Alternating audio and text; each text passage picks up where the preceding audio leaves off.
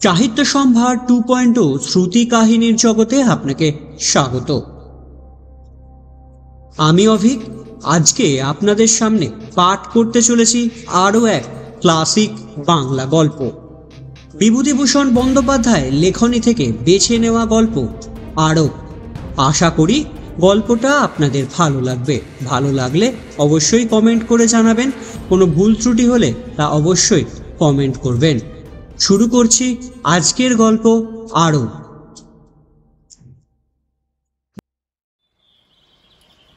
লাহোর মিউজিয়ামে যখন চাকরি করতাম সে সময় লাহোরের বিখ্যাত দেশবন্ধু কাগজের সম্পাদক বিনায়ক দত্ত সিং মহাশয় সঙ্গে আমার যথেষ্ট আলাপ হয়।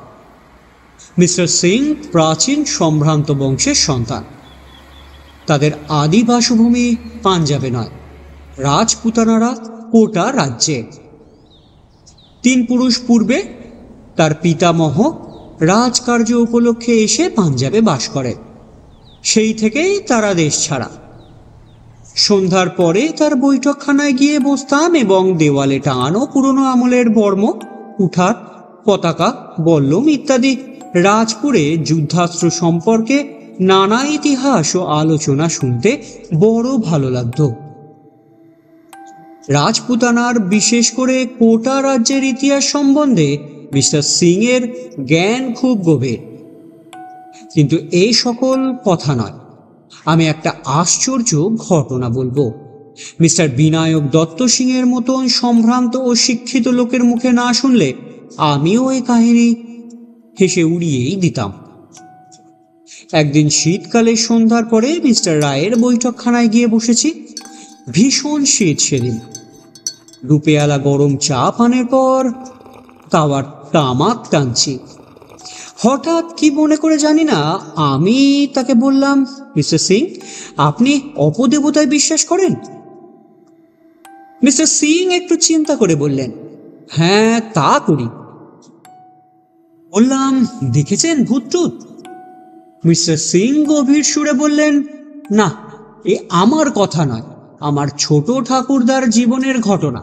যদি এ ঘটনা না ঘটতো আমাদের বংশে, তবে আজও আমরা কোটা রাজ্যে মস্ত বড় খানদানি তালুকদার হয়ে থাকতাম।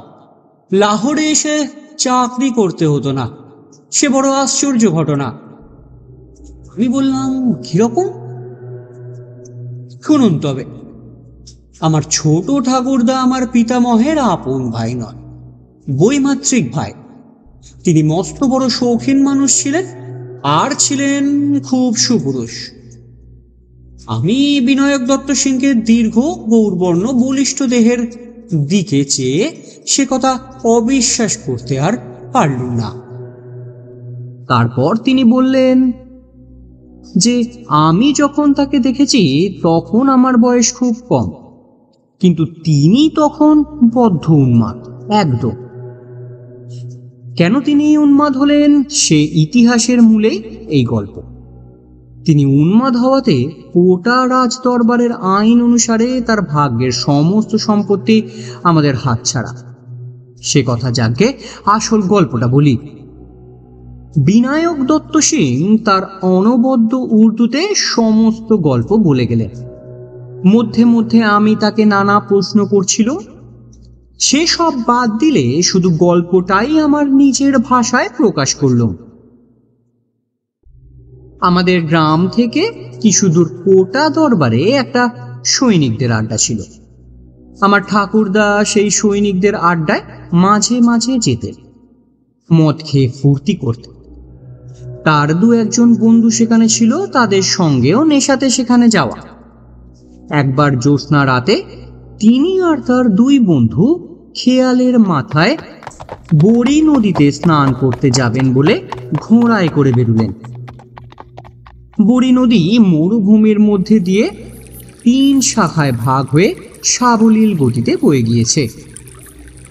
সে সময়ের কথা বলা হচ্ছে, তখন ওই ত্রিস্রোতা নদীর প্রথম ধারাটিতে আদৌ জল ছিল না। মাঝের শাখাটিতে হাঁটুখানেক জল, তারপর মাইলটাক বিস্তৃত চড়া, তার ওপারে আসল ধারা, অনেকখানি জল। তাতে যাবার পথে একজন বন্ধু খেয়াল হলো তিনি প্রথম ধারার বালির ওপর ঘোড়া থেকে নেমে চিৎপাত হয়ে শুয়ে পড়লেন। আর কিছুতেই উঠতে চাইলেন না। বাকি বন্ধুটি আর আমার ঠাকুরদা অগত্যা তাকে সেখানে বালু শয্যায় শায়িত অবস্থায় ফেলে চললেন এগিয়ে। বলা বাহুল্য, তিনজনের মধ্যে কেউই ঠিক প্রকৃতিস্থ অবস্থায় ছিলেন না। আমার ঠাকুরদা বড় ধারা অর্থাৎ আসল বড়ি নদীর কাছে এসে পেছন ফিরে চেয়ে দেখলেন তার বন্ধুটি ঘোড়া থামিয়ে বালির চড়ার পশ্চিম দিকে ভীত ও বিস্তৃত দৃষ্টিতে চেয়ে আছেন। ঠাকুরদা বললেন, ওদিকে কি দেখছো চেয়ে? বন্ধু মুখে কিছু না বলে সেদিক দিয়ে দেখালেন আর ইঙ্গিতে ঠাকুরদাকে চুপ করে থাকতে বললেন। ঠাকুরদা চেয়ে দেখলেন বালুর চড়ার ঠিক মাঝখানে অস্পষ্ট ধরনের কতগুলো মনুষ্য মূর্তি চক্রাকারে ঘুরছে। কিছুক্ষণ চেয়ে দেখে মনে হলো ওরা যেই হোক হাত ধরাধরি করে ঘুরে ঘুরে নৃত্য করছে। সেই নির্জন স্থানে রাত্রিকালে তাদের এমন আমোদ লেগেছে যে লোক চলাচলের অন্তরালে নৃত্য করতে যাবে বুঝতে না পেরে তারা দুজনেই অবাক হয়ে রইলেন। কাছে কেউ কেন গেলেন না সে কথা আমি বলতে পারবো না, কারণ শুনিনি।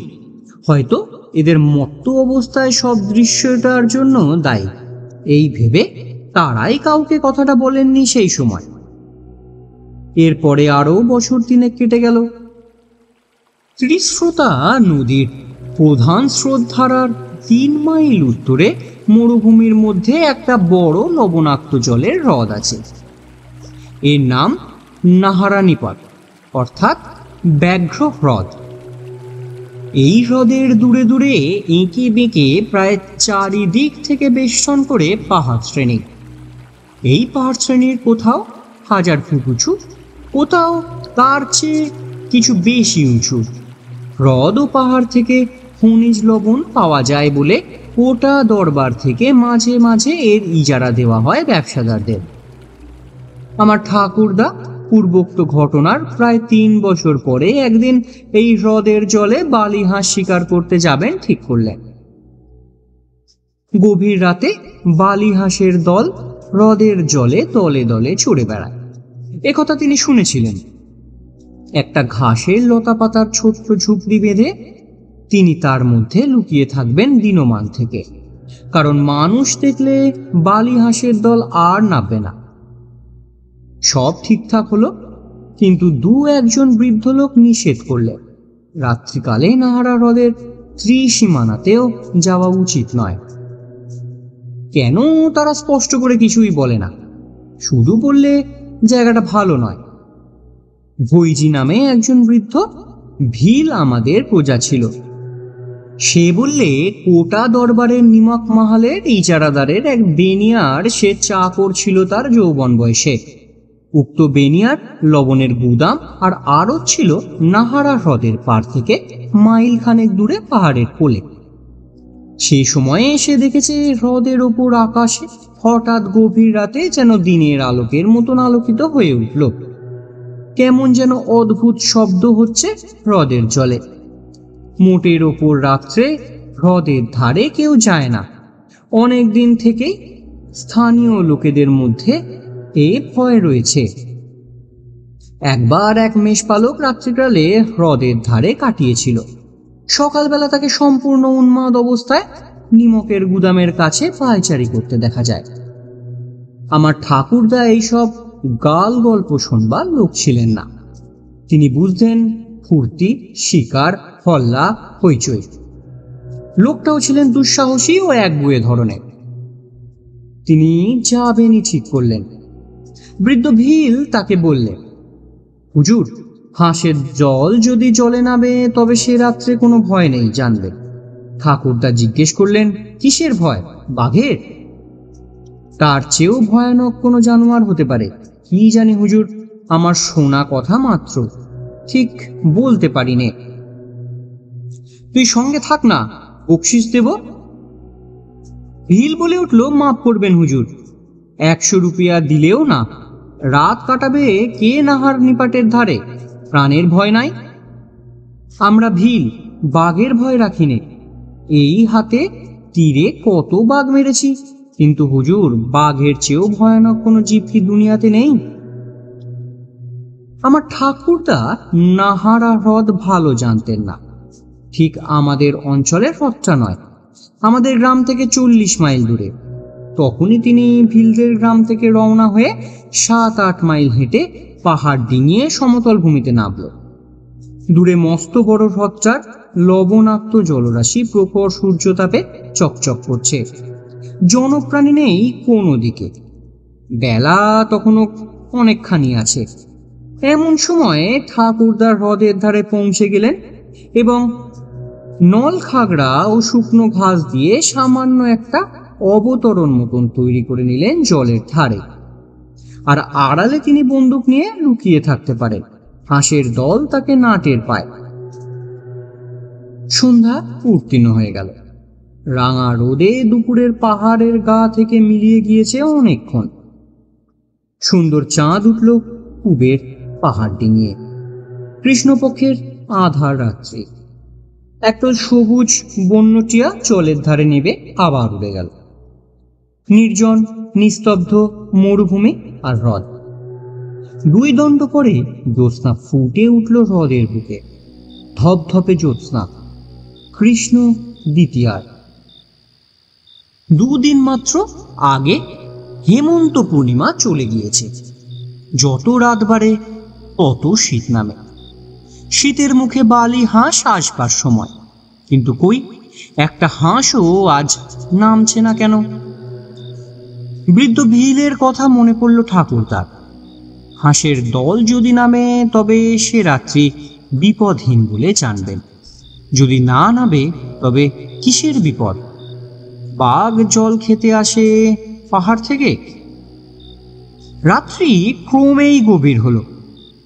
অপূর্ব জ্যোৎস্নালোকে হ্রদের জল মরুভূমি নোনা বালি রহস্যময় হয়ে উঠেছে। কোনো শব্দ নেই কোনো দিকে।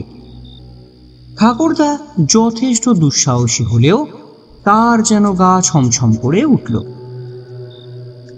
জ্যোৎস্নার সে ছন্ন ছাড়া অপার্থিব রূপে তিনি চামড়ার বোতল বের করে কিছু আরক সেবন করলেন। হঠাৎ হ্রদের তীরের পশ্চিমাংশ চেয়ে দেখে তার মন আনন্দে দুলে উঠল। জ্যোৎস্নালোকেও আকাশের নিচে একদল বালি হাঁস নাচছে। জ্যোৎস্না পড়ে তাদের সাদা দুধের মতন পাখাগুলো কি অদ্ভুত দেখাচ্ছে। দেখতে দেখতে তারা নেবে এসে হ্রদের ধারের বালির চড়ে বসল। জায়গাটা ঠাকুরদার ঝুপড়ি থেকে 200 গজের মধ্যে, কিংবা তার চেয়ে কিছু বেশি। এত দূর থেকে বন্দুকের পাল্লা পাবে না, বিশেষ এই জ্যোৎস্না রাতে। ঠাকুরদাদা ভাবলেন, দেখি ওরা কাছে আসে কিনা, বা আরো হাঁসের দল নাবে কিনা। শিকারীর পক্ষে ধৈর্যের মতন গুণ আর কিছু নেই। এক দৃষ্টে হাঁসগুলোকে লক্ষ্য করাই ভালো। কিন্তু পরক্ষণেই ঠাকুরদাদা বিস্ময়ে নিজের চোখ বারবার মুছলেন। আরো খেয়েছেন বটে, কিন্তু তাতে জ্ঞান হারা হবার বা চোখে এত ভুল দেখবার কি কারণ আছে এখনই? অতঃপর যা ঘটল তা বিশ্বাস করা না করা আপনার ইচ্ছা মিস্টার ব্যানার্জি, কিন্তু এই গল্প আমি বাবার মুখে অনেকবার শুনেছি, আমাদের বংশের ঘটনা। কাজেই আমি আপনাকে মিথ্যে বলছি বানিয়ে অন্তত এইটুকু ভাববেন না। ঠাকুরদাদা দেখলেন সেই হাঁসগুলো সাধারণ হাঁসের মতন নয়, অনেক বড়, অনেক অনেক বড়। হাঁসের মতন তাদের চাল চলনও নয়। তারপরেই মনে হলো সেগুলো হাঁসই নয় আদপে, সেগুলো মানুষের মতন চেহারা বিশিষ্ট। বেচারি ঠাকুরদাদা আবার চোখ মুছলেন। আরো এইটুকু খেয়ে আজ আবার একই দশা। পরক্ষণে সেই জীবগুলো জলে নামল এবং হাঁসের মতন সাঁতার দিয়ে তিনি সেখানে লুকিয়ে আছেন তার কাছাকাছি জলে এসেও গেল। কৃষ্ণা দ্বিতীয়ার পরিপূর্ণ জ্যোৎস্নাতে বিস্মিত ভীত চকিত দুঃসাহসী আরক সেবনকারী ঠাকুরদা দেখলেন তারা সত্যিই হাঁস নয়, একদল অত্যন্ত সুন্দরী মেয়ে। শুভ্র তাদের বেশ, জ্যোৎস্না পড়ে চিকচিক করছে। তাদের হাসি মুখশ্রী সবই অতি অদ্ভুত ধরনের সুন্দর। কতক্ষণ ধরে তারা নিজেদের মধ্যে খেলা করলে চলে। রাজহংসের মতন সুঠাম ধরনের নিঃশব্দে সুন্দর ভঙ্গিতে হ্রদের বুকে সাঁতার দিতে লাগলো। তারপর কতক্ষণ পরে তার ঠাকুরদার আন্দাজ ছিল না, কারণ তখন ঠাকুরদার সময়ের জ্ঞান হারিয়ে ফেলেছেন। ওরা সবাই জল থেকে উঠল এবং অল্প পরেই জ্যোৎস্না ভরা আকাশ দিয়ে ঘেঁষে হাঁসের মতন শুভ্র পাখা নেড়ে অদৃশ্য হয়ে গেল। হ্রদের তীরের বাতাস তখনও তাদের অপূর্ব দেহগন্ধে ভরপুর। আমার ঠাকুরদাদা নিজের গায়ে চিমটি কেটে দেখলেন তিনি জেগে আছেন কিনা। তখন তার আরকের নেশা ছুটে গিয়েছে। একটু পরে রাত ফর্সা হয়ে জ্যোৎস্না মিলিয়ে গেল।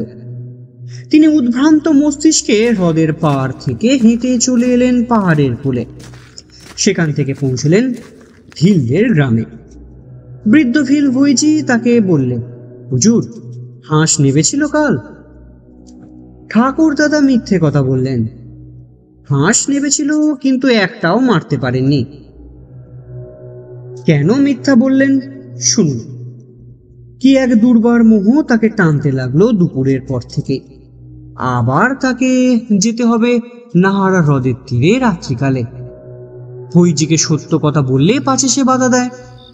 কিন্তু সে রাত্রে বুনো বালি হাঁসের দল নামলো হ্রদের জলে, আসল হাঁসের দল। পরপর কয়েক রাত্রি শুধু বন্য হাঁসের দল নাবে খেলা করে। আমার ঠাকুরদা ঝুপড়ির মধ্যে শুয়ে থাকেন, বন্দুকের গুলি করতে তার মন সরে না। তারপর আরো একদিন শেষ রাত্রের জ্যোৎস্নায় বন্য হংসের বদলে নামলো সেই অদ্ভুত জীবের দল। এদিন তারা আরো কাছে এলো। বন্য রাজহংসের মতন সাঁতার দিয়ে বেড়ালো জলজ ঘাসের বনের পাশে পাশে। তাদের অপূর্ব সুন্দর মুখশ্রী জ্যোৎস্নালোকে ঠাকুরদাকে মুগ্ধ দৃষ্টির সম্মুখে কতবার পড়ল। রাত ভোর হবার বেশি দেরি নেই, তখনও কিন্তু জ্যোৎস্না আছে। আমার ঠাকুর দাদা কি ভেবে আরকের নেশায় কিংবা ভালো অবস্থায় জানি নে ঝুপড়ি থেকে উঠে ছুটে জলের ধারে চললেন। বোধহয় ওদের কাউকে ধরতে গেলেন। অমনি স্ত্রত্ব বন্য হাঁসের মতো সেই অলৌকিক জীবের দল তাড়াতাড়ি সাঁতরে কে কোথায় দূরে চলে গেল এবং পরক্ষণেই শেষ রাত্রের বিলীয়মান চন্দ্রলোকে তাদের লঘু দেহ ভাসিয়ে আকাশপথে অদৃশ্য হল। পরদিন দুপুরবেলায় আমার ঠাকুর দাদাকে উন্মাদ অবস্থায় হ্রদের ধারের বালির চড়ায় লক্ষ্যহীন ভেবে ঘুরে বেড়াতে দেখে জনৈক জেলে তাকে ভিলদের গ্রামে পৌঁছে দেয়। বৃদ্ধ ভইজি ঘাড় নেড়ে বললে, আমি বলেছিলাম হাঁসের দল যেদিন না নামে সেদিন বড় ভয়। ঠাকুর দাদা মাঝে মাঝে ভালো হতেন, আবার উন্মাদ হয়ে যেতেন। ভালো অবস্থায় বাড়িতে এ গল্প করছিলেন, একবার নয় অনেকবার। মৃত্যুর প্রায় 10 বছর আগে থেকে তার মোটেই ভালো অবস্থা আসেনি। বদ্ধ উন্মাদ অবস্থায় তার মৃত্যু ঘটে। বিনায়ক দত্ত সিং গল্প শেষ করলেন। আমি বললাম, খুব অদ্ভুত ঘটনা। তবে মিস্টার সিং বললেন, তবে 20 শতাব্দীতে বিশ্বাস করা শক্ত, সে আমি জানি। আমাদের দেশেও সবাই বিশ্বাস করে না। এই আজ 50 বছর আগেকার ঘটনা বলছি। কেউ বলে ঠাকুর দাদার অতিরিক্ত আরক সেবনের ফলে এইসব চোখের ভুল দেখা, বন্য হংসকে ভেবেছেন আকাশপরী। আবার কেউ বলে না, আকাশপরী দেখলেই লোকে পাগল হয়। সেই বৃদ্ধ ভিল ভইজি সেই কথাই বলতো। কি করে বলবো কোনটা সত্যি কোনটা মিথ্যে? তখন আমার জন্মই হয়নি।